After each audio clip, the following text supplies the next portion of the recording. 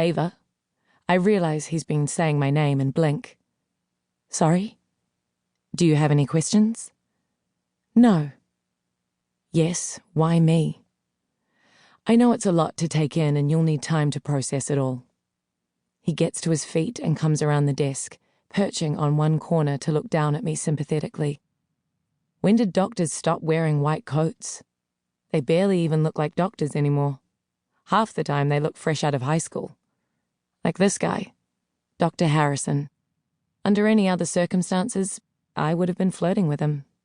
He was seriously good-looking in a cultivated, obvious way. I was willing to bet money that he had nurses falling all over him. Is there someone I can call? To come and pick you up, he asks.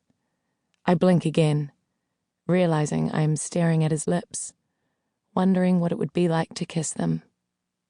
Inappropriate, but if there's one thing I've learned, it's that what one anticipates is an appropriate reaction in a situation like this, and what actually happens, can be two very different things. No, thank you, I tell him. I'll be fine. Except I won't. Okay, take a few days to think about what I've said, and then we'll discuss options going forward. I snort bitterly. Options. Discussing options when the end result is unavoidable feels futile. But I don't say that. Ironically, I don't want to hurt him.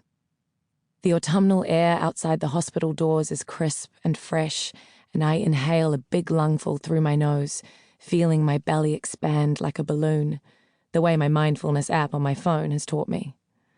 I hold it for exactly 6 seconds before releasing it slowly through my mouth. The balloon deflates. It doesn't help the rising sense of panic I feel. There is a bench seat in a little garden to the right of the hospital car park. I've sat there countless times, though not for a while. I perched there through seasons, like a watchful bird, when the seat was cold and the ground was hard and frozen. I sat there when the trees that hulked above were barren, and the air hazy with the smoke of 1,000 chimneys. When the ground softened with the first buds of spring and the air became expectant and giddy with new life. On this day, I sit there and observe a carpet of colour as leaves of purple, orange and red litter the ground. Occasionally, a playful gust of wind swirls through and collects them, and they dance away like children, with no reservations.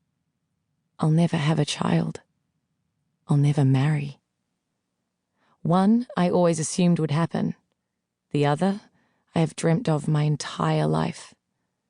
The pain hits hard in my belly and I double over, clutching my stomach, my eyes squeezed tightly shut in an effort to block out the world. Are you okay? The voice is curious, concerned, feminine but raspy, quivering with age. I refuse to look up. Whoever it is can clearly see they are intruding on a moment. Shift over, will you? The voice says, somewhat petulantly. Resentfully, I shuffle over on the seat, still without looking up. I feel the air shift as the woman settles in beside me. Do you mind if I smoke? She asks, already flicking with her thumb at her lighter. Clearly her husky voice isn't the result of age alone, and I find myself judging her before remembering I don't like to judge anyone, let alone someone I don't know. On the third flick, it lights, and there is silence for a moment, apart from the sound of her sucking on the end of her cigarette. Immediately, she starts coughing, and I finally look up, alarmed. Clad in a dressing gown and slippers, she is clearly a patient of the hospital, escaping on an illicit mission to indulge her frowned-upon habit.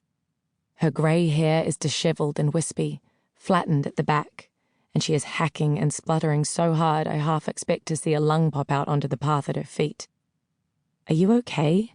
I ask, unsure whether I should be dashing for help. She holds up a finger, gesturing for me to give her a moment. When she recovers, she nods and takes another suck on her cigarette.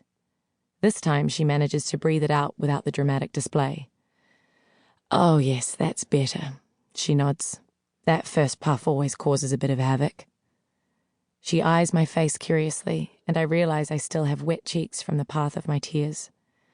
I quickly look back at my feet and wipe them away. Bad news.